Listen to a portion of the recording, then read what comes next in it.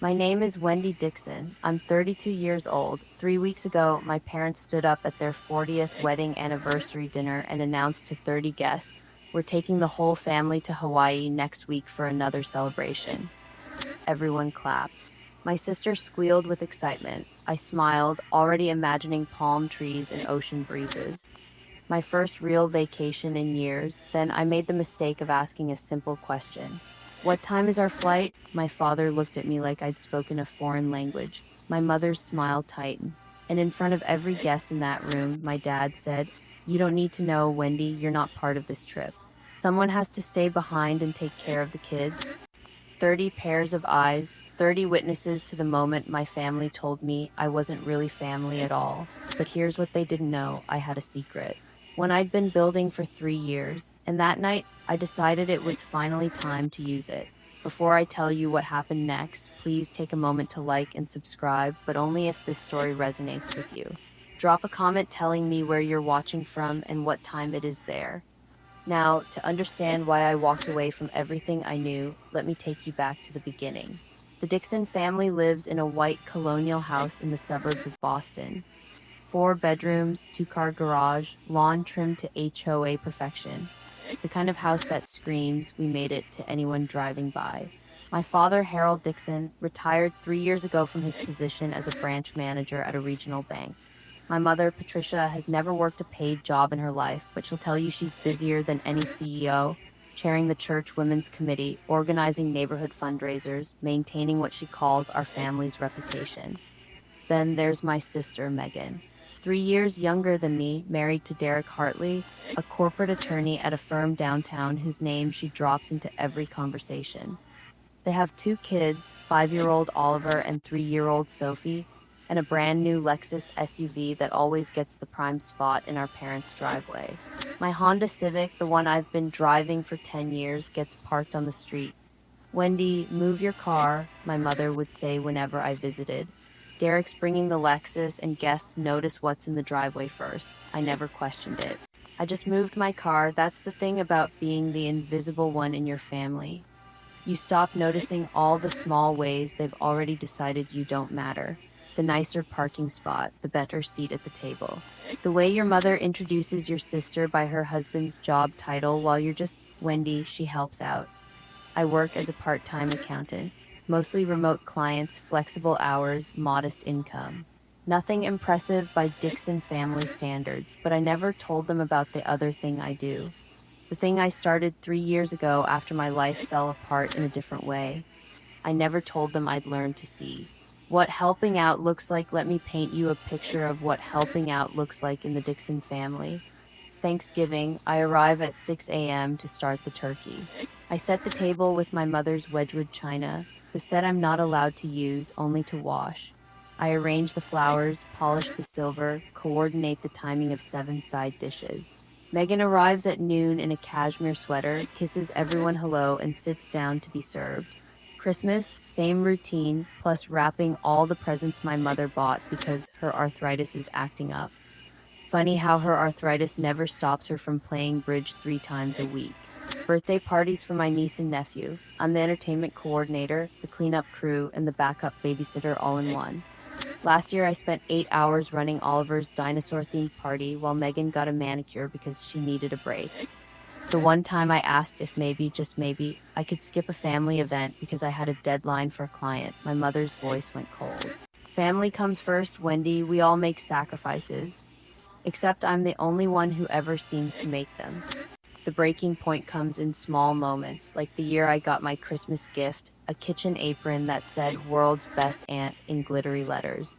Megan gave it to me. She smiled like she'd done something thoughtful. I wore it. I wore it every single time I came over to cook, clean, and babysit. You want to know when I realized the truth? It hit me one random Tuesday evening while I was scrubbing my mother's Le Creuset pot after yet another family dinner. I couldn't remember the last time anyone had invited me somewhere without expecting me to work. 3 years ago, my life fell apart. I'd been dating a man named Kevin for 4 years. We talked about marriage, about kids, about a future. Then one evening, he sat me down and said words I'll never forget. "I love you, Wendy, but I don't think I'm in love with you anymore. You're just there. You're always just there." always just there, like furniture, like wallpaper. After he left, I wandered into a pawn shop downtown. I don't know why. Maybe I was looking for something to fill the hole. That's when I saw it. A Canon DSLR camera, used but well maintained, tagged at $180. I bought it with money I should have saved. I told no one. That camera became my secret. I started photographing things most people ignore: elderly women at bus stops, the tired faces of overnight janitors, the calloused hands of a street vendor, people who society looks right through.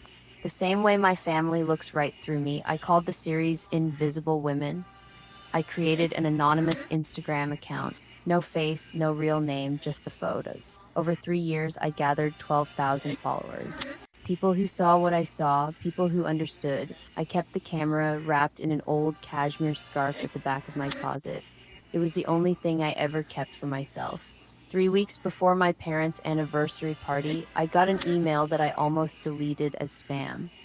It was from a gallery in Monterey, California, Coastal Light Gallery, asking if I'd be interested in discussing my work. I stared at that email for 20 minutes before I realized my hands were shaking. But I didn't reply, not yet, because good things didn't happen to people like me. There's one person in my family who actually sees me. Her name is Ruth, and she's my mother's younger sister. Aunt Ruth is what my mother calls the family disappointment. She never married. She followed her passion for ceramics instead of getting a real job. 20 years ago, she moved to Carmel by the Sea to open a small cafe with a pottery studio in the back. My mother hasn't forgiven her since. Ruth threw away her potential, my mother likes to say. She could have had a good life, but she chose to play with clay. I've been calling Aunt Ruth every Sunday night for 7 years. My mother doesn't know it was Aunt Ruth who first saw my photographs. I'd sent her one, just one, testing the waters, and her response made me cry. Wendy, this is extraordinary. You have a gift. Nobody had ever called anything I did extraordinary. She was the one who encouraged me to keep shooting, to keep posting. And she was the one who, 3 weeks before my parents' anniversary, said something that changed everything. Wendy, I hope you don't mind, but I sent your Instagram link to someone, a gallery owner I know in Monterey. His name is Marcus Coleman. He's looking for emerging artists. I nearly dropped the phone. Aunt Ruth, that's the gallery that emailed me. I know, sweetheart. He told me he wants to talk to you about a solo exhibition. Silence, my heart pounding, but that's real. That's an actual career thing. Yes, it is. Her voice was gentle but firm. And you deserve it. You don't need anyone's permission to pursue what you love. I learned that lesson late. You don't have to. That night, I replied to Marcus Coleman's email. Now let me bring you to the night that changed everything. My parents' 40th wedding anniversary. A milestone worthy of a party, according to my mother, which meant 30 guests, a catered menu that I would assist with to save money, and an evening of celebrating the Dixon family's 4 decades of picture-perfect marriage. The preparation started a week before. I took 3 days off from my accounting clients to help set up. I ordered flowers, white roses and peonies per my mother's specifications. I handwrote 60 place cards in the calligraphy she insisted upon. I coordinated with the caterer, pressed the tablecloths, polished the Waterford crystal glasses that had been a wedding gift 40 years ago. On the day of the party, I arrived at 7 a.m. wearing jeans and a t-shirt because there was no point dressing up when I'd be in the kitchen for the next 10 hours. By 6 p.m., the house looked perfect. Candles glowed on every surface.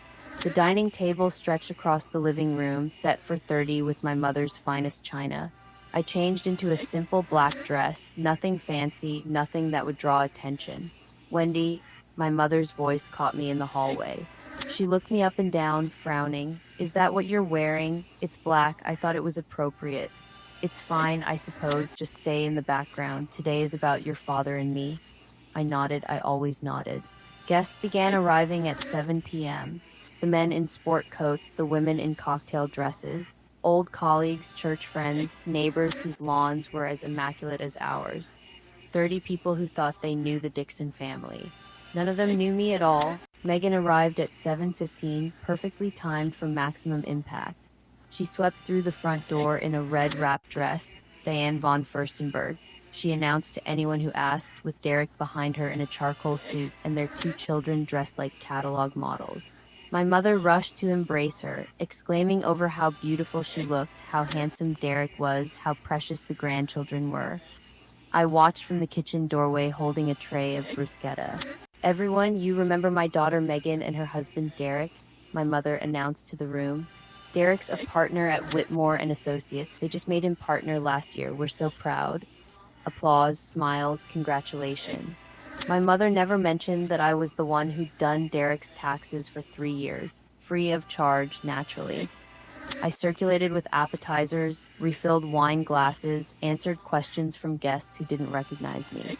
Are you with the catering company? One woman asked, reaching for a crab cake. Before I could answer, my mother appeared. Oh, that's Wendy, my other daughter. She's helping out tonight. The woman smiled politely and turned away. My mother didn't notice, she never noticed. At one point, Derek approached me with Sophie squirming in his arms and Oliver tugging at his jacket. Hey, can you take them? Megan and I need to mingle, not would you mind, not thank you, just can you take them? Like passing off luggage, I took them. I fed them dinner in the kitchen. I wiped Sophie's face when she spilled juice on her dress. I told Oliver 3 stories to keep him from running into the living room and disrupting the party. When I finally emerged, dessert was being served. I hadn't eaten anything all day. No one had thought to save me a plate. The announcement came at 9 p.m., right after my mother's tiramisu was served. My father stood up, tapping his champagne glass with a fork. The room fell silent. 30 faces turned toward him with expectant smiles. Patricia and I want to thank you all for being here tonight, he began, his voice warm with rehearsed charm. 40 years of marriage, 4 decades of building this family, this life, this home. My mother beamed beside him. Megan reached for Derek's hand. I stood near the kitchen doorway, still holding a dirty dessert plate. And to celebrate this milestone, my father continued, we have a surprise announcement. He paused for effect. My mother's eyes sparkled. Next week, we're taking the whole family to Hawaii. 1 week at the Four Seasons in Maui. A second celebration, just the Dixons. The room erupted in appreciative murmurs. How wonderful, what a gift, you two deserve it. Megan actually squealed. Dad, that's amazing, the kids are going to love it. I felt something lift in my chest, the whole family, that meant me too. For once, I wouldn't be cooking, cleaning, or babysitting. I'd actually be included. I stepped forward, allowing myself a small smile. That sounds incredible. What time is our flight? The question hung in the air. My father's expression shifted. He glanced at my mother. Something passed between them, a look I'd seen 1,000 times but never understood until that moment. Wendy, he said slowly, you don't need to know the flight time. The room went quiet, not the comfortable silence of anticipation, but the tense quiet of something going wrong. I don't understand, I heard myself say. My father cleared his throat. Because you're not going. 30 pairs of eyes, that's how many people watched my father tell me I wasn't part of the family vacation. Someone needs to stay behind, my mother added, as if this were the most logical thing in the world. Megan and Derek need a real vacation. That means you'll watch the children. But Wendy, honestly, my mother's tone sharpened. You don't have anything important to do. Megan works hard. She deserves a break. Megan works hard. Megan, who hadn't held a job since Oliver was born. Megan, who had a nanny 3 days a week and still complained about being exhausted. It's just a week, Derek added, not even looking at me. The kids love you. I stood there in my plain black dress holding a dirty plate while 30 people watched me be dismissed from my own family. Some of them looked uncomfortable. Most of them just looked away. One woman, I didn't know her name, leaned toward her husband and whispered something. He nodded. I caught the words. Poor thing, she must be used to it by now. The champagne glass in my hand trembled.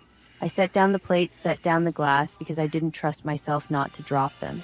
Of course, I heard myself say, I understand. I smiled, the smile I'd learned to wear after 32 years of being the one who helps out, the one who doesn't complain, the one who is always, always just there. But something inside me had finally cracked, not broken, cracked, like a fault line shifting before an earthquake.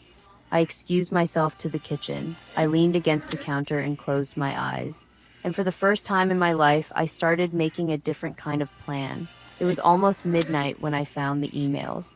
The last guests had finally left. My parents had gone to bed, exhausted from accepting 40 years' worth of congratulations.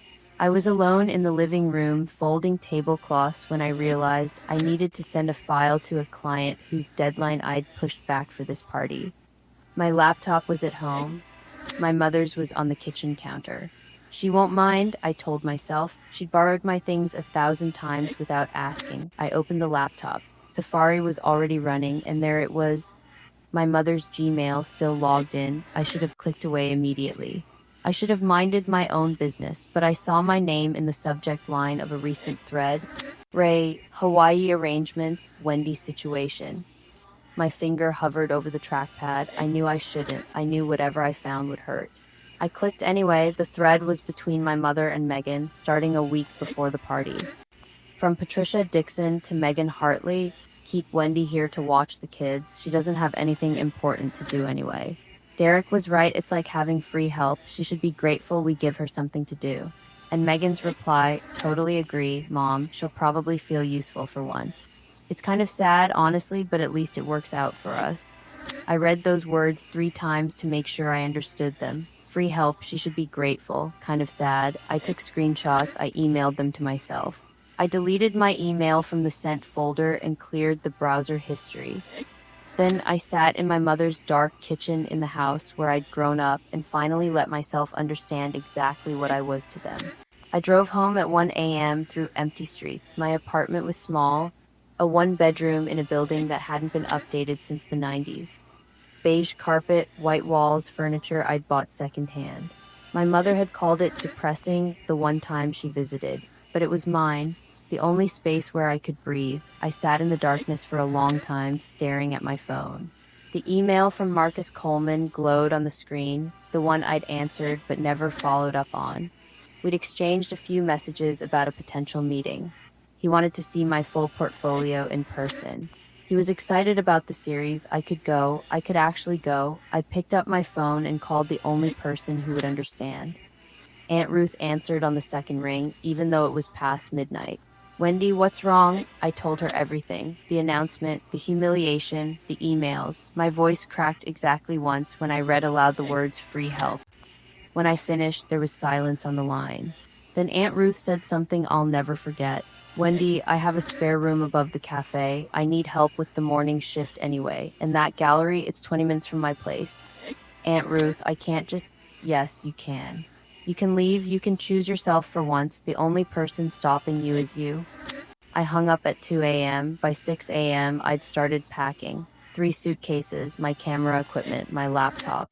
The cashmere scarf that had wrapped my Canon for 3 years. I left behind the world's best aunt apron. For the first time in 32 years, I was choosing myself. If you've made it this far, I want to ask you something. Have you ever had to choose between your family and yourself? Have you ever stood at a crossroads where staying meant losing who you were? Tell me in the comments, what would you do? Would you stay and endure it, or would you leave? And if this story matters to you, please hit that like button. 2 days before my family's Hawaii trip, I drove to my parents' house one last time. My mother was in the living room, coordinating outfits for the vacation. Megan sat on the couch scrolling through resort reviews. Derek was somewhere upstairs, probably on a work call. My father was reading the paper in his armchair, the way he always did, present in body, absent in attention. I need to tell you something, I said from the doorway. My mother barely looked up. If it's about the children's schedule, Megan already sent it to you. It's not about that. I steadied my voice. I'm not watching the kids. I won't be available. That got their attention. Megan's head snapped up. My mother's hands froze over a pile of sundresses. What do you mean, not available? My mother asked. I have a work opportunity in California. I'm leaving tomorrow. California? My father lowered his newspaper. What kind of work opportunity? It's professional, something I've been working toward. I didn't owe them the details. I didn't owe them anything. Megan's face twisted. Wendy, you can't be serious. I'm counting on you. We all planned around this. You planned around me without asking me, I said quietly. I'm not canceling my life because you assumed I didn't have one. The silence was deafening. Then my mother stood up, her voice cold as January. This is incredibly selfish, Wendy. Megan needs your help. Family comes first. Family comes first, I repeated. Except when it comes to inviting me to Hawaii. Her mouth opened, then closed. For once, Patricia Dixon had nothing to say. My father cleared his throat. If you leave, don't expect us to welcome you back with open arms. I understand, I said. And for the first time, I mean it. The next 24 hours were a masterclass in emotional manipulation. My mother called 6 times. Each voicemail was more dramatic than the last. You're tearing this family apart, Wendy. I hope you can live with that. Your father is devastated. He barely ate dinner. Megan cried all evening. The children kept asking where Aunt Wendy was going. Megan took a different approach, weaponized vulnerability. Wendy, I don't understand why you're doing this to me. I'm your sister. Don't you care about us at all? And then the text that nearly broke me. You're going to end up alone, just like Aunt Ruth. Is that what you want? I stared at that message for a long time, just like Aunt Ruth. They meant it as an insult. They meant it to scare me, but Aunt Ruth had her own business, her own art, her own life built on her own terms. Aunt Ruth was happy. Maybe ending up like Aunt Ruth wasn't a threat. Maybe it was a promise. I turned off my phone. The drive from Boston to Carmel by the Sea takes about 45 hours if you push it. I didn't push it. I took 5 days stopping at roadside motels, eating at diners where nobody knew my name. Somewhere in Nebraska, I pulled over at a rest stop and just sat there watching the sunset paint the prairie in shades of gold and pink. I photographed it, my first shot as a free woman. On the third day, my phone buzzed with a text from Megan. I turned it back on to check directions. Mom says if you're not home when we get back from Hawaii, you're dead to her. I read it once. Then I deleted it. She was already acting like I was dead anyway. At least now I'd be alive somewhere else. When I crossed into California, something shifted inside me. The Pacific appeared on my left, vast and endless and blue. I rolled down my window and breathed salt air for the first time in my life. I cried then, not from sadness, from relief, from the overwhelming sensation of possibility. At 7 p.m. on the fifth day, I pulled into the driveway of the Ceramic Cup, Aunt Ruth's Cafe and Pottery Studio in Carmel by the Sea. She was waiting on the porch, arms open. Welcome home, she said. And for the first time in 32 years, somewhere actually felt like it. Carmel by the Sea is the kind of place that doesn't feel real at first. Cottages with storybook rooftops. Art galleries on every corner. Ocean mist rolling through cypress trees. Aunt Ruth's Cafe sat on a quiet street 2 blocks from the beach. The Ceramic Cup, hand-lettered sign, blue shutters, window boxes overflowing with lavender.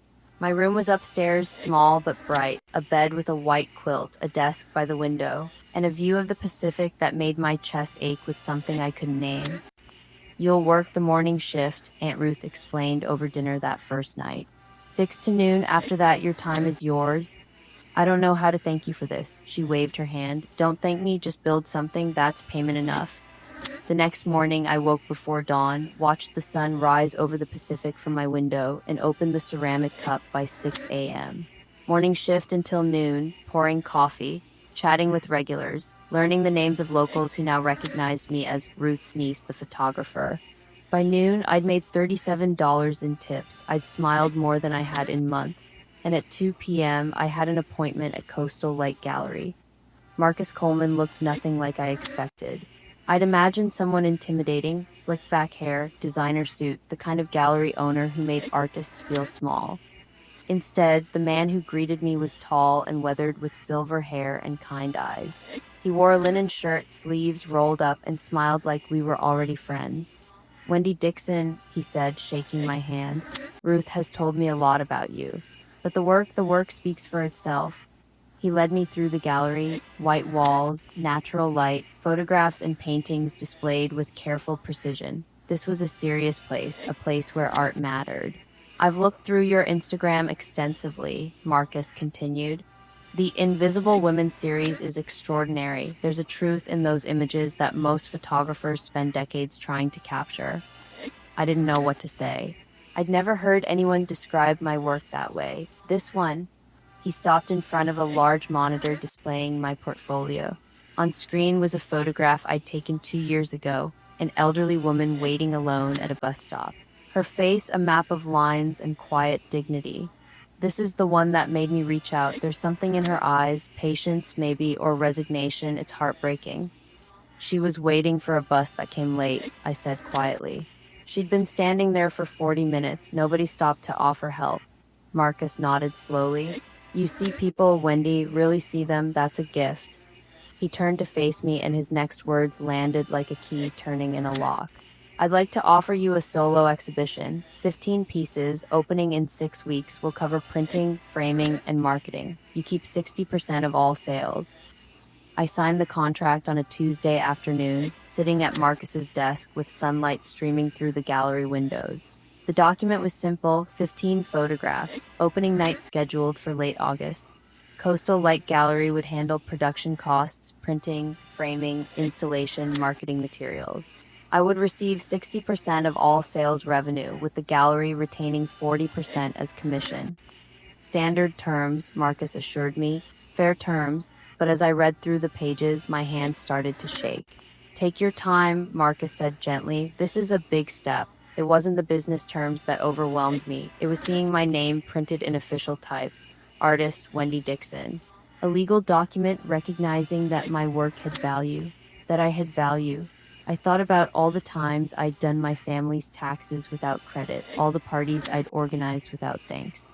All the hours spent caring for children who would grow up never knowing how much I'd given them. Not once had my name appeared on anything that celebrated my contribution, until now.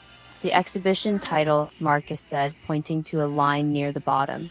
I'd like your approval. We're proposing Invisible Women, Portraits of the Overlooked. It's perfect, I whispered. I signed my name on the line.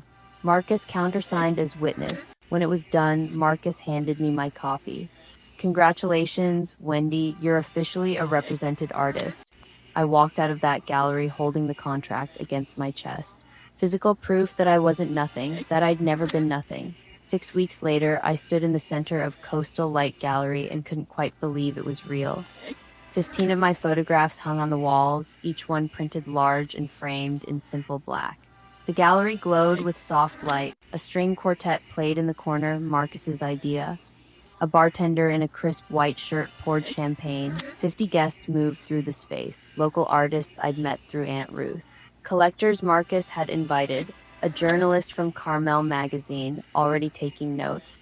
People who had come specifically to see my work on gallery walls with price tags that made me dizzy. I wore a navy dress, simple, elegant, nothing that screamed for attention.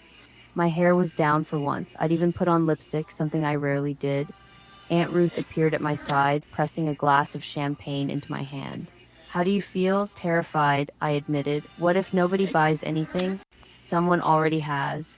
She nodded toward a woman in pearls examining the centerpiece of my exhibition, the bus stop photograph, the one that had caught Marcus's attention. A small red dot had appeared on the wall placard beside it. That's Mrs. Pelton, Aunt Ruth said. She owns half the art in Monterey County. She just bought that piece for $3,000. $3,000. For something I'd created, Wendy, Marcus approached, grinning broadly. I want to introduce you to someone from the magazine. They're considering you for next month's cover feature. Cover feature, magazine cover. My face, my name, my story, all in print. I was halfway through that introduction when the gallery door opened and my world tilted on its axis. Megan and Derek walked in, still sunburned from Hawaii. They looked completely out of place. Megan wore a floral sundress more suited to a beach brunch than an art opening. Derek had his phone out, already frowning at something on the screen. They both scanned the room with expressions I knew well, the look my family wore whenever they encountered something outside their understanding. Then Megan saw me. Wendy, she rushed forward, arms outstretched like we were reuniting after a long separation she'd been dreading. Oh my God, we've been so worried about you. 50 guests turned to look. The string quartet faltered for half a beat before continuing. Megan, I kept my voice calm. This is unexpected. We had to come. We flew in yesterday. Mom found your Instagram. She's been calling everyone trying to track you down. Derek appeared behind her, nodding at me like we were business associates. Wendy, nice place. It's a gallery, I said. My gallery opening, actually? Megan blinked, taking in the photographs on the walls for the first time, taking in the guests, the champagne, the price tags. You did all this? Her voice was genuinely confused. Since when do you do this? Since 3 years ago. You never asked what I did in my free time. Aunt Ruth materialized at my elbow, a quiet wall of support. Across the room, Marcus was watching carefully, ready to intervene if needed. Megan leaned closer, lowering her voice. Wendy, I have news. I'm pregnant again, number 3, and I really need you to come home. Derek's work is crazy right now. Mom's not helpful with the kids. I need you. There it was, not an apology, not congratulations on the exhibition, just need, always, always their need. Megan, I said quietly, I'm in the middle of my opening night. I know, and this is lovely, really? She waved her hand at my life's work like it was a cute hobby. But we can talk about that later. Right now, I need to know when you're coming back. She's not coming back. Aunt Ruth's voice cut through like a blade. She lives here now. Derek stepped forward, irritation flickering across his face. With all due respect, Ruth, this is family business. Family business? Aunt Ruth laughed, a short, sharp sound. You mean the family that uninvited her from vacation and called her free help in emails she wasn't supposed to see? Megan went pale. Around us, guests had stopped pretending not to listen. The journalist from Carmel magazine, I noticed her pen moving rapidly across her notepad. We didn't mean it like that, Megan stammered. How exactly did you mean it? This came from Mrs. Pelton, the collector who just purchased my photograph. She stood nearby, champagne in hand, watching the scene unfold with undisguised interest. I'm sorry, Derek said tightly. Who are you? Someone who just paid $3,000 for that young woman's art. Mrs. Pelton nodded toward my bus stop photograph. And someone who's very curious why her family seems to think she should abandon her career to be a babysitter. The temperature in the room dropped 10 degrees. Megan looked at me, desperation in her eyes. Wendy, please, let's talk privately.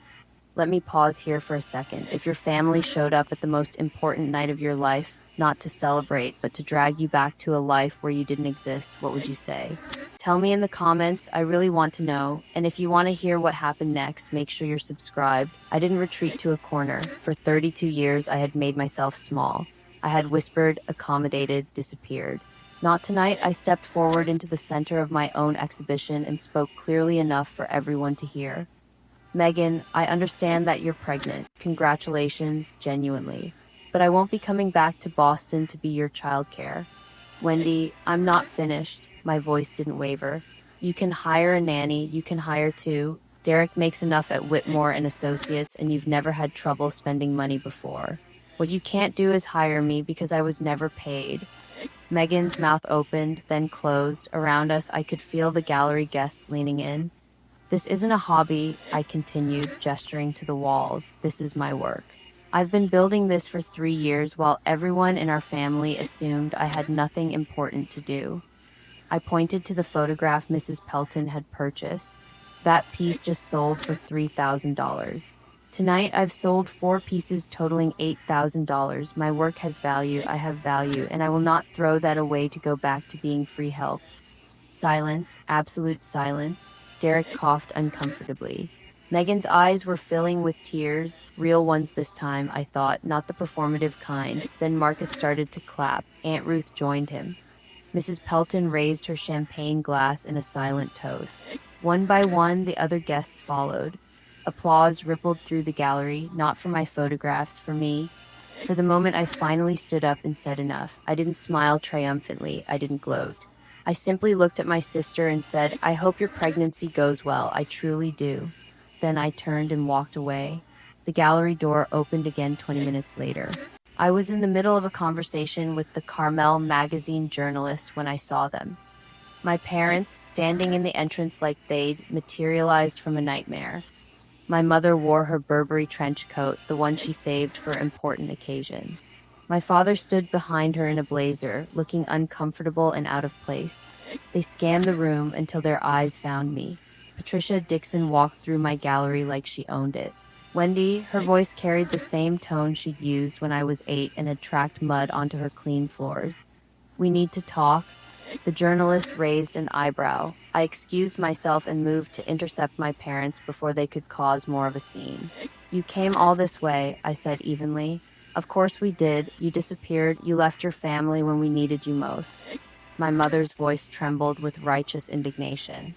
And now I find you here playing artist while your sister is pregnant and struggling.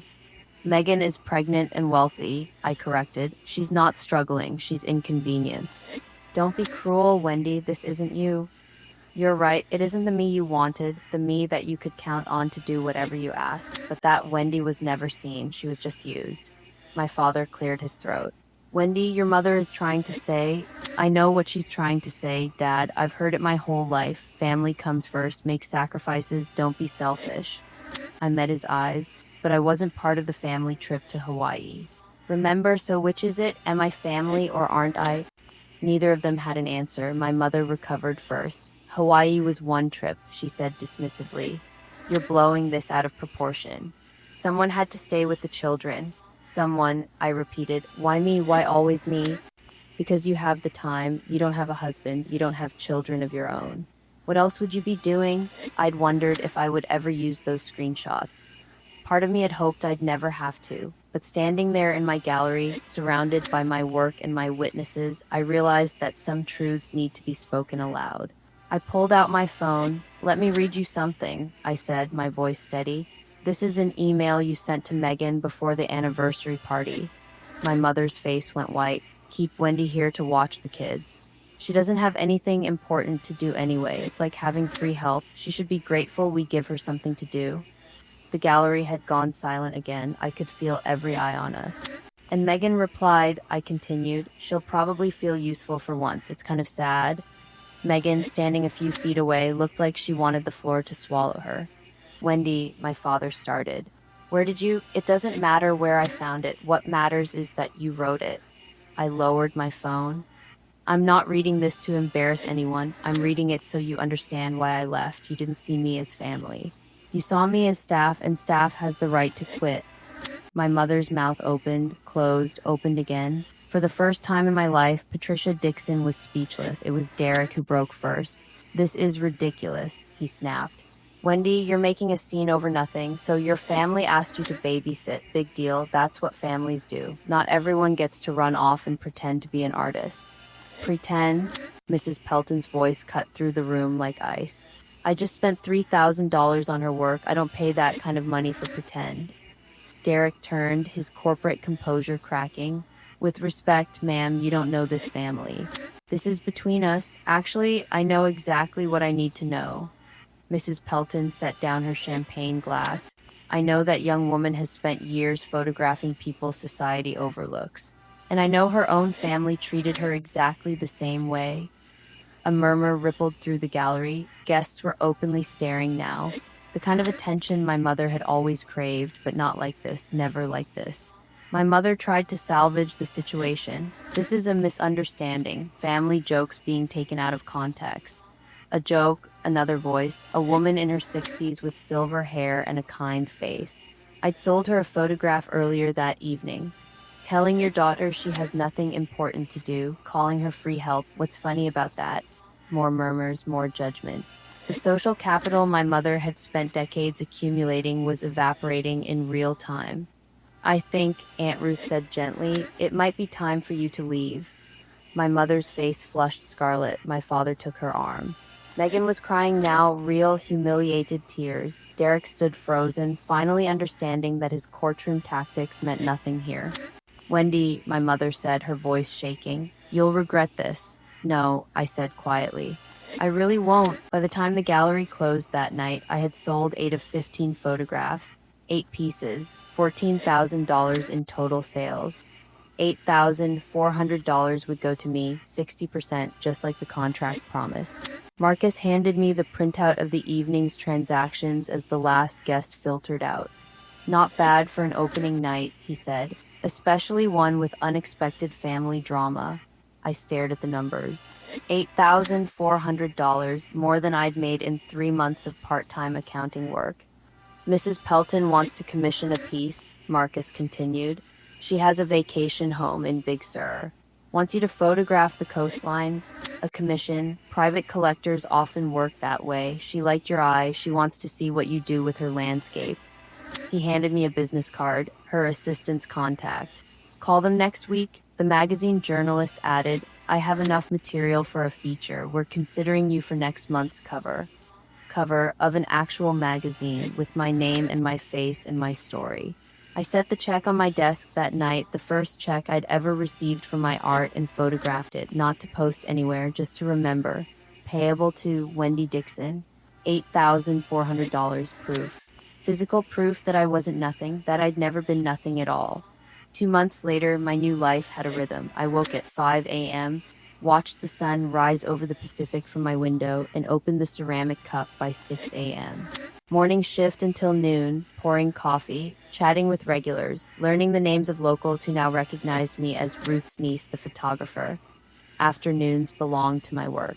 I'd rented a small studio space 3 blocks from the cafe, just big enough for my editing equipment and a printing station.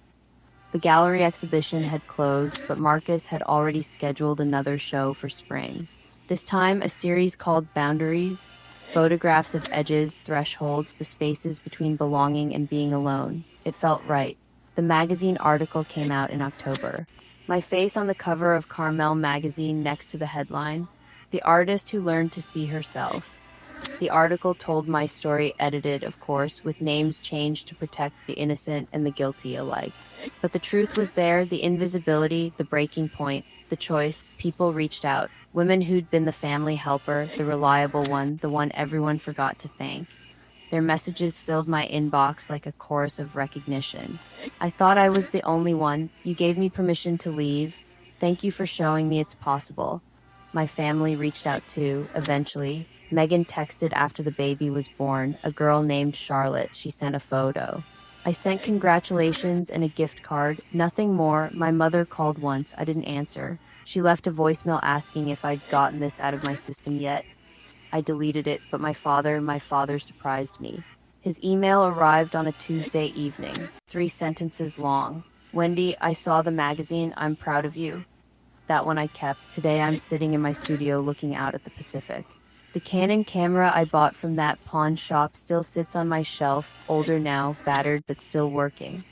Next to it sits a newer model, one I purchased with money I earned from my art. Both cameras matter. One reminded me to see. The other proves that people saw me back. My second exhibition opens next month.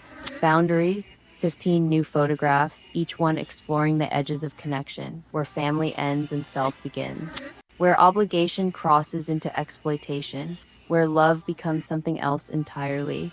I think it might be my best work yet. Aunt Ruth stops by every morning with coffee and commentary. Marcus checks in weekly with updates about collectors and opportunities. The ceramic cup regulars have started requesting the photographer's table by the window where I sometimes edit photos between customers. I'm not rich. I'm not famous, but I'm seen, and that's enough. As for my family, we exist in a new configuration now. Christmas cards, birthday texts, the occasional update about the children. Civil, distant, healthier than before. I haven't been back to Boston. Maybe someday I will, but only as a visitor, never as the help. The other day I was going through old photographs and found one I'd taken years ago. A self-portrait shot in the mirror of my Boston apartment back when I was still invisible. The woman in that photo looked tired, defeated, like she was waiting for permission to exist. I deleted it. That woman is gone now. In her place is someone who takes up space, who creates beautiful things, who says no when she means no and yes only when she chooses.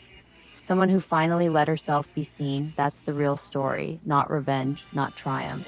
Just freedom. From a psychological perspective, Wendy's story illustrates something called parentification.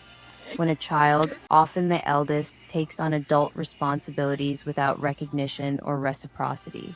She also occupied the scapegoat role, the family member whose needs are consistently deprioritized while a golden child, Megan, receives endless attention and resources. Here's what I want you to take away from this. Setting boundaries isn't betrayal, it's not abandonment, it's the recognition that you cannot pour from an empty cup and that the people who truly love you won't ask you to. If you're in a situation like Wendy's, remember, your worth isn't measured by how useful you are to others, it's inherent, it was always there. And sometimes the bravest thing you can do isn't fight back, it's walk away, build something of your own.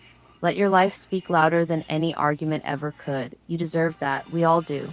Thank you for being here until the very end. If this story touched you, please like, subscribe, and hit that notification bell.